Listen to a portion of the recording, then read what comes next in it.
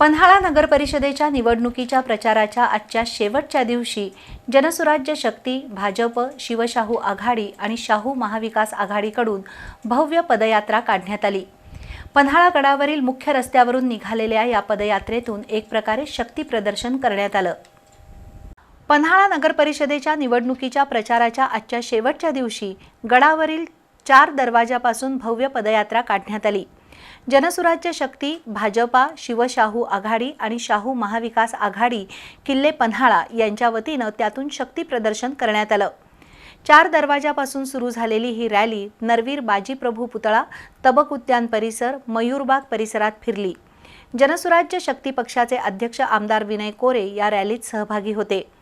पर्यटकांसह स्थानिक नागरिकांना उत्तम दर्जाच्या सोयीसुविधा देण्यासाठी आणि नव्या संकल्पना सत्यात आणण्यासाठी प्रामाणिक प्रयत्न करत आहोत। कोल्हापूर जिल्ह्यात जनसुराज्य पक्षाचे नगराध्यक्षपदाचे 4 उमेदवार निवडून येतील असा दावा आमदार कोरे यांनी केला।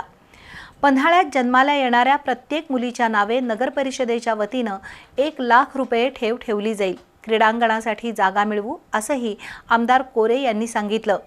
यावेळी नगराध्यक्ष पदाच्या उमेदवार जयश्री पोवार यांच्यासह संयुक्त आघाडीचे सर्व उमेदवार, पदाधिकारी आणि कार्यकर्ते उपस्थित होते।